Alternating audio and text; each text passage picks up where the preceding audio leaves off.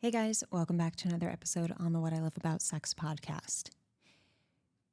Today's topic is about you not talking about something with your partner, and because you're avoiding the topic or you want to avoid the topic, your sex life is hurting. So if you're in a situation where the topic is not, it does not even have to be sexual, okay? I'm not even talking about you have to talk about your sex life and because you're not, it's awkward and sex is bad. I'm talking about anything. Like if there's a commitment that your partner wants you to make and you haven't made up your mind yet and your partner's on you about it, that's going to stress you out. It's going to make you see your partner and correlate her to stress, which dampens your libido and hurts your connection with each other based on visiting her mother more often. You know, that's what I'm saying. Like this could be about anything. This could be about her wanting you to take care of the taxes and you haven't done it yet. And she's on you about it. And you know that she's going to bring it up. So the deeper part of you wants to avoid being around her or is stressed around her because you're just waiting for that topic to come up that's going to stress you out. So basically but avoidance of having conversation about the elephant in the room is going to hurt your connection and therefore make you feel less attracted and less desiring your partner. Because the thing that you know your partner's going to bring up, topic-wise, stresses you out. Stress is the opposite of arousal and relaxation, right? Like we can't deeply relax and be able to get aroused if we're fucking stressed. So you have to look at the conversations that you have to have, especially with your partner, if your sex life is suffering and you're not sure why. And I was talking to a client of mine about this yesterday, and it was this huge light bulb moment for him where I'm like, of course it makes sense. Desire is low. Like, look at what you're look at what you're connecting your partner to when it comes to your stress levels based on the things she's wanting to talk about that you're not ready to talk about or you're not comfortable talking about. And he was like, oh shit. Yeah. And I even remember this being a kid. Like I have a very distinct memory of me feeling disconnected from my mom as a kid it was in high school, I think. And I was so nervous to talk about my report card because I knew that it was sent to the house. So my mom saw it and she didn't mention it. And she didn't mention that I did really bad that semester. And I knew it was going to come up. I was just expecting it to come up. So I was super nervous every time I was around my mom. And this went on for months because she never brought it up. But this went on for probably that whole semester until the next semester report card came out. She ended up never saying anything. But those 3 months stressed me the fuck out because I allowed it to. I allowed the stress to take over me because I didn't put out there, hey mom, I just, I'm really embarrassed about my report card and I want to talk to you about it. Or can we talk about it? I could have just said that and put it out there and had a talk with my mom so that I could cool the fuck down and just be like, woo, okay, now I could talk to my mom again. Now I could look my mom in the eyes again. Now I can hug her again and spend time with her and be in the silence with her, because I remember those 3 months being so tense and that I didn't even want a silent moment to be there with my mom. And it did disconnect me from her. It did make me want to spend less time with her. Not even because she did anything wrong, but because I felt she was going to bring up a conversation about something I was uncomfortable with. And that made me hold this sort of disconnect or resentment towards her and like fear of her and disconnection with her, when really it was my own discomfort about a topic.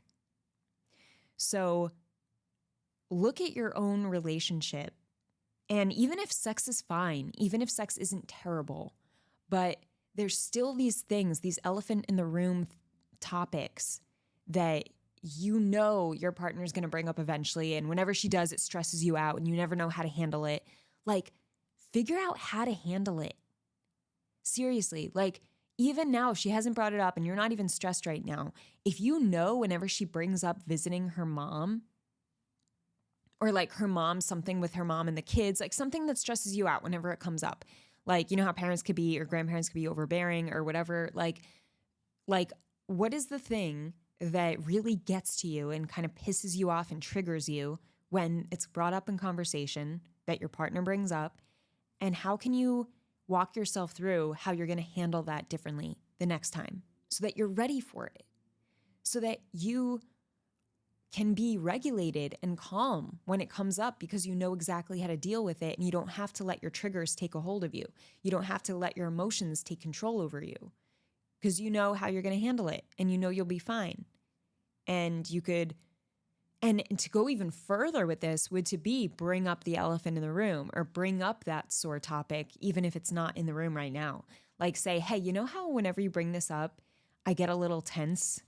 It's because it really stresses me out and I'm never sure how exactly to handle it or talk about it. I'm still not even sure how I feel about it, but I just want you to know that's why I get really stressed and tense because I just don't fully know how to deal with that yet. And I just want you to know it's nothing on you. It's me feeling uncomfortable with the situation and still have to figure it out. But I just want you to know that, you know? And I think that holding on to that stress can sometimes make me feel disconnected from you because I'm not sure when you're going to bring it up. And yeah, I just want you to know that. Like, these things shouldn't be weird to tell our partner. You know, like we should be giving our partner a heads up that, hey, just so you know, whenever you bring up this topic, it really gets to me. And it makes me angry. It makes me confused. I'm still to this day not really sure how to feel about it, but I know I got to figure that out. And maybe you can help me figure it out. They're your partner. You know, you guys are on the same team. You want to feel good around them. And what I was telling my client yesterday about this topic was like, think about you connecting her with this stress because of the conversation you know she wants to talk about. So it's this elephant in the room situation. What if that stress was gone? Like, what if you knew exactly how to talk about it the next time it came up? Or what if you even you brought it up and then you guys talked a little bit about it and you put out there, hey, maybe we could talk about this every month. You know, once a month, let's just go back to this and check in on each other. Then that gives you reassurance that, okay, I don't have to worry about that conversation coming up for the next month because we already dealt with it and we know what direction we're going in now. And now she can feel reassured because I brought up the conversation, so she was able to talk about it and she could talk about it again next month. Like if it's that important to her. See how it helps both of you? It helps both of you relax so that both of you can go back to being your best selves, your more relaxed version of yourselves, and you don't have anything to fear around each other. There's no big elephant in the room weighing on both of you. So stress goes down, relaxation is more present. You're able to be more present with each other because like the example with my mom, you could face each other for long periods of time. You could be in the silence and you don't have that gut worry that, oh my God, what if this topic comes up? Or like, and sometimes you're not even conscious of it. It's like a subconscious tension because you know that thing may come. So you're like on guard about it.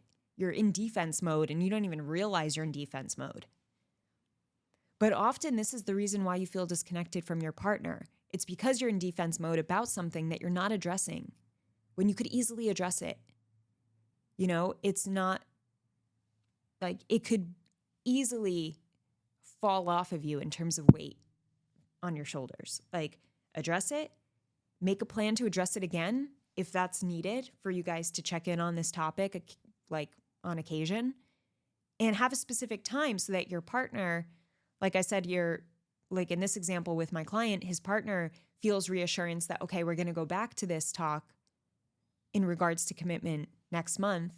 and have another discussion about it and see where we're at then, so that she feels like she's making progress in this area that's really important to her. And he feels like he has time to figure it out. And he also can relax and get that topic out there and practice talking about it. So when that plan is in place and when you both address the elephant in the room with each other, you reconnect to your best selves and you're happier. You're more relaxed. You're happier. You see the side of your partner you've been wanting to see because you're not worried about that stressful thing coming up. So you're able to fully enjoy your partner. And when you're able to fully enjoy your partner and relax with your partner and be in the silence and be present with your partner and not worry about anything that may come up, then you're more attracted to your partner. You desire your partner. You're not going to desire, or you're going to have a very hard time desiring your partner if you connect your partner to different stressors, right? Like if my client feels nervous about a topic of conversation he knows his partner wants to bring up more frequently than he would like, he's connecting her to that stressful thing. And he's not going to desire her sexually on a regular basis when what's really connected is that stress. Desire and stress have a hard time coexisting. So how can we manage the stress to open up space for desire to happen? And this is something you have to realize too, is that desire can be created. It is possible to create desire, even if it was never even there before. In this case, it was there before, which makes it easier to recreate because it was there. You felt it before. But we have to do things to work towards desire and to open up space for desire because life gets in the way. Things happen. In my case, health issues happen. Things are great, fa la la dandy, and then all of a sudden life is fucking you. Not in the good way. It's not good. But yeah, and then you're stuck in this situation of like, oh my God, I can't even breathe. I can't even feel healthy. This is priority right now, not my sex life, right? And then it does do something to the relationship. And it is, then when you come out of that, you have to rebuild desire. Like in me and my relationship, we had to rebuild desire after all the health stuff with me. Because desire left. It was out the door. It went on vacation. It was like, all right, see ya, deal with this shit, and then I'll be back when you're done, And we have to see it like that so that we don't have this expectation that like, oh, desire should just be there. If you're really attracted to them, if they're meant for you, you should just desire them all the time. Like, fuck no. Maybe if you're 20 years old and you have no fucking problems and like you're healthy and you have no job and like life is fine and dandy, but desire is not going to be there every second for the rest of your life. There are times, and some people have to work at it more than others, depending on stress levels or things that happen, personality too.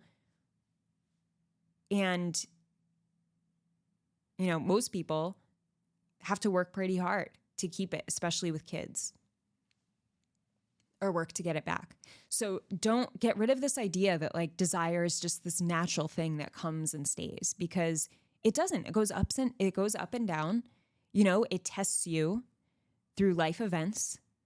You have to put in effort to reconnect with your partner and allow yourself to get rid of as many stressors related to your partner as possible, knowing you love them and you want to be with them.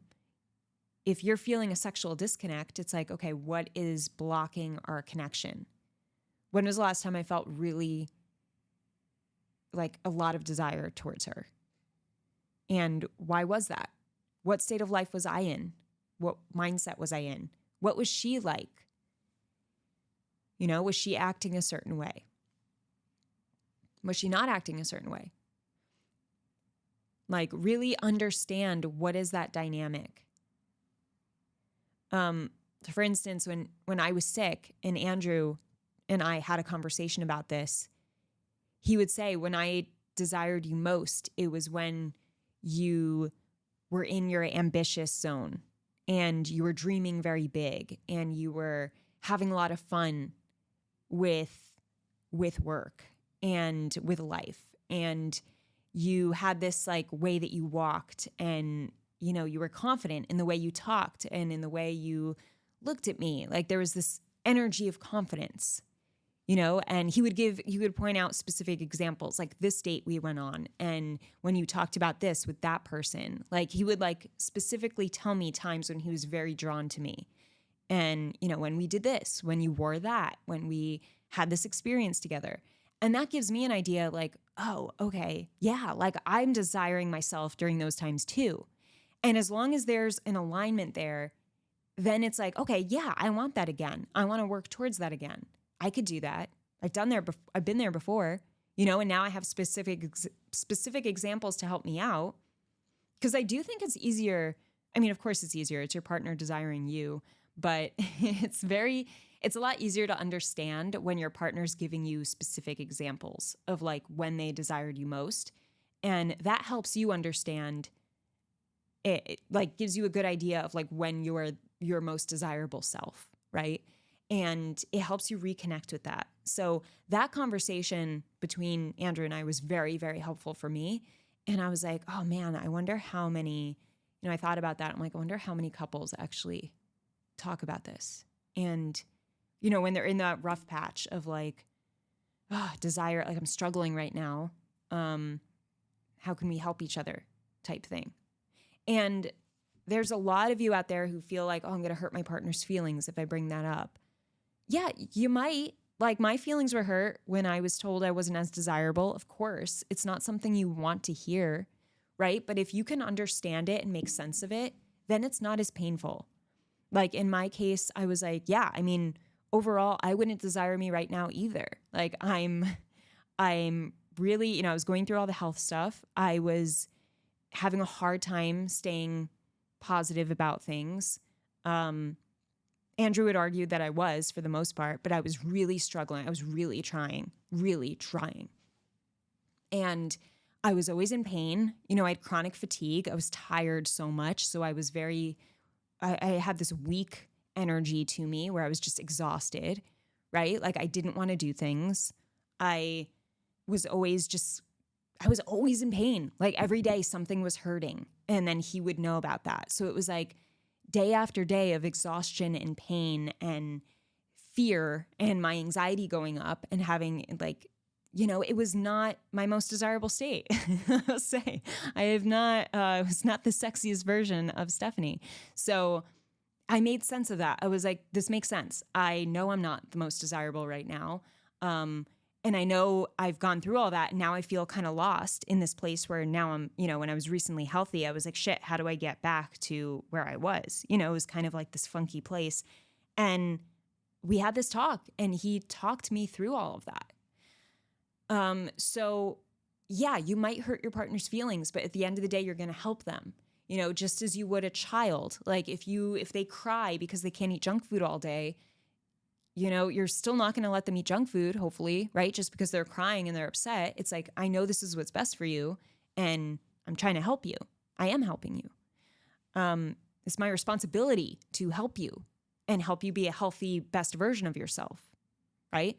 That's same in a relationship. Your job is to help each other. I'm not trying to connect child-parent relationships to, you know, romantic lover relationships, but it's like, it's just another example of when you really care about someone, you want to see the best in them.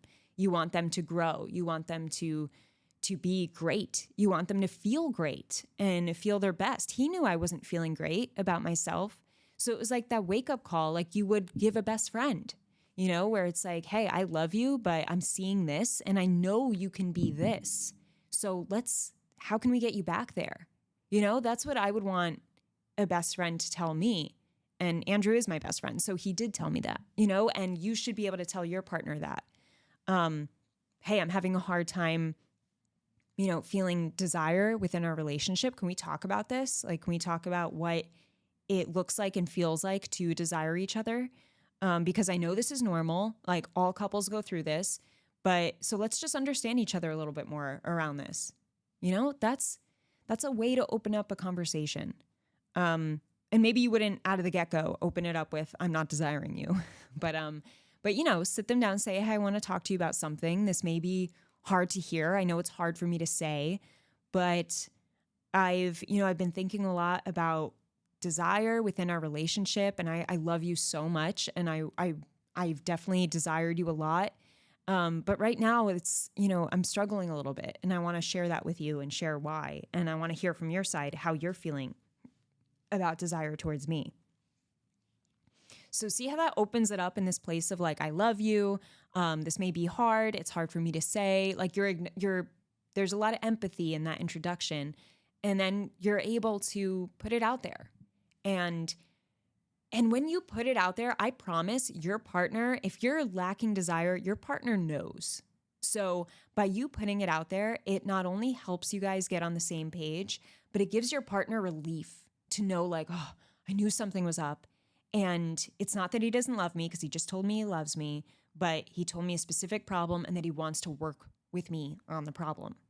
Okay, fuck. Like this sucks, but okay, he brought it up and we could do this.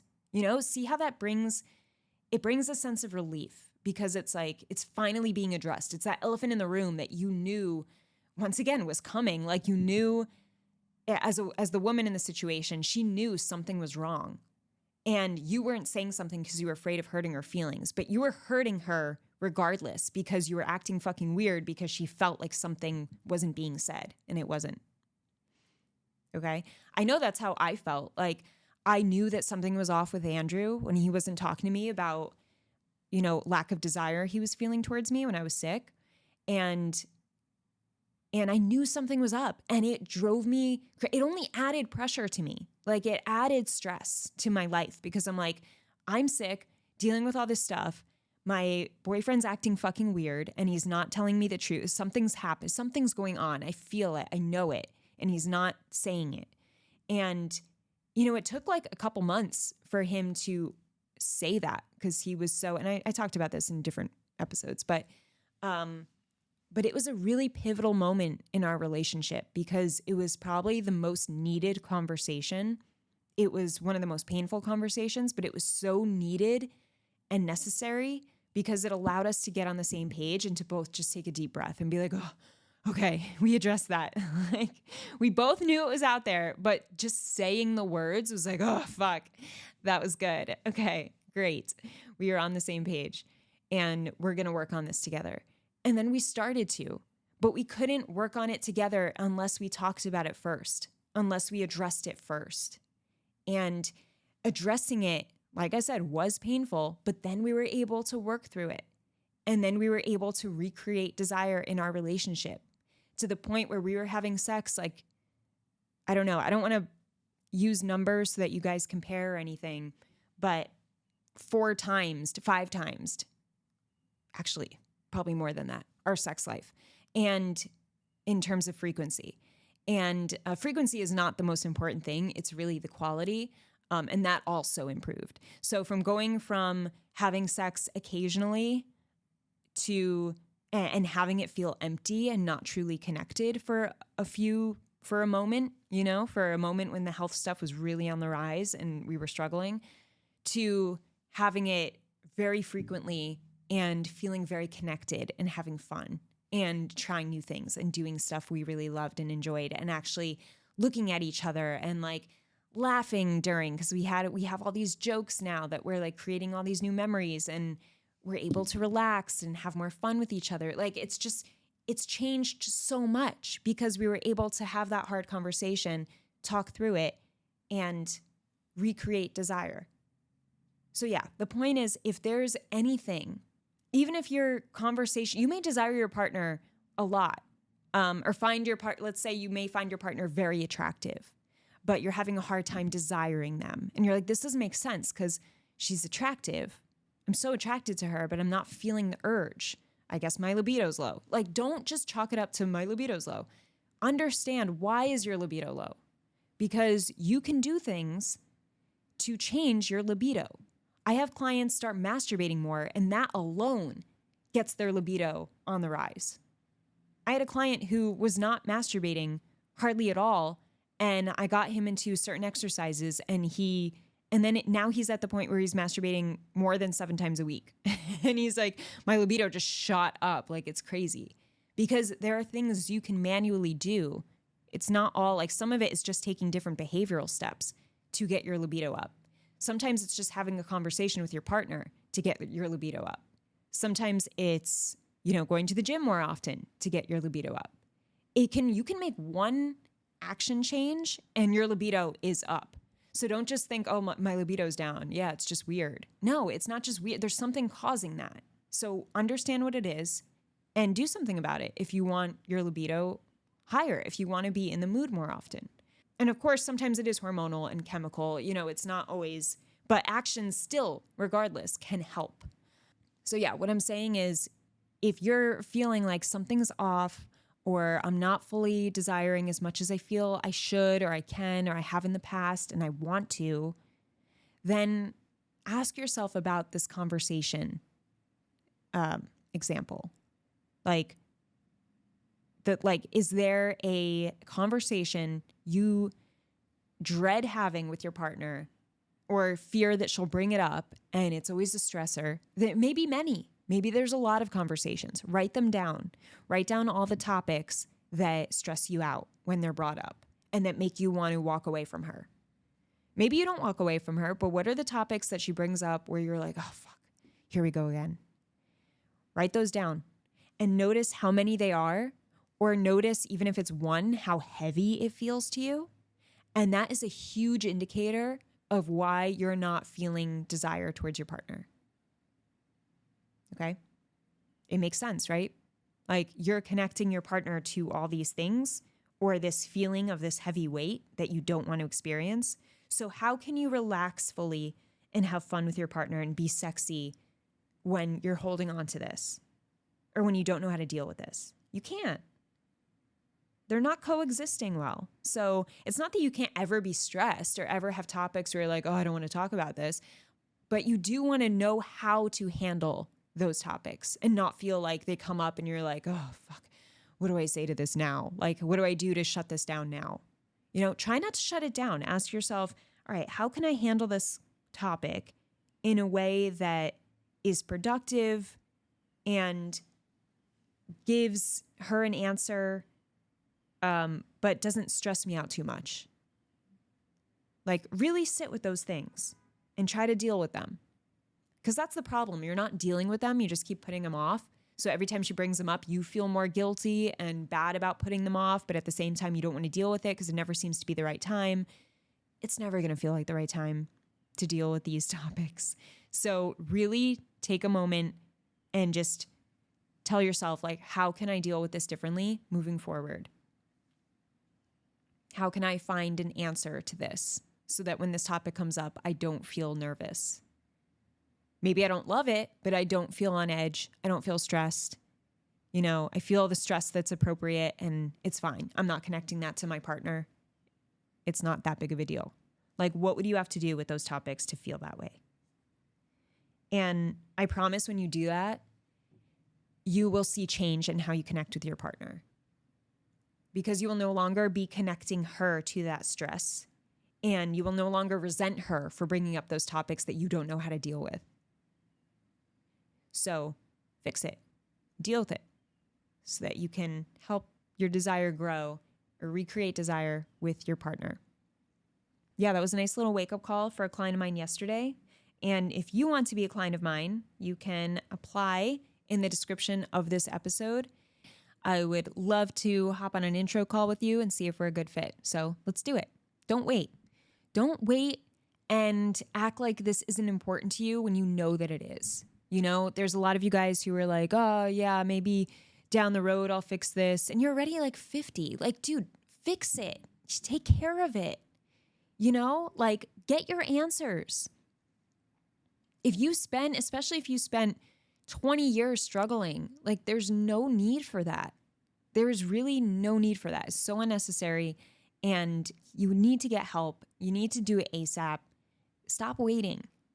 Like, what are you waiting for? It's just the problems get worse. These are the types of problems, like, I'm not just saying this, but when you have problems in your sex life, if you wait and wait and wait, they get worse and worse and worse. You get older and older, you feel more and more resentful of your partner and yourself for letting your years go by feeling this way and having these experiences. Why wait? Because you're embarrassed to talk to someone about it?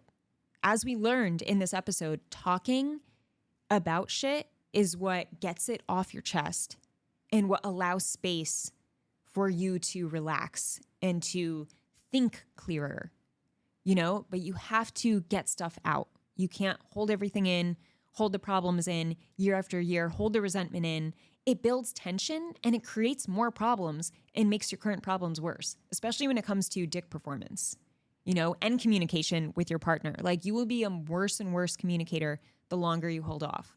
So learn to change your ways. You can do it. It is possible, and I can help you. So apply to work with me. Use the link in this episode. Have an amazing morning, evening, or night, wherever you are in the world, and I'll talk to you soon.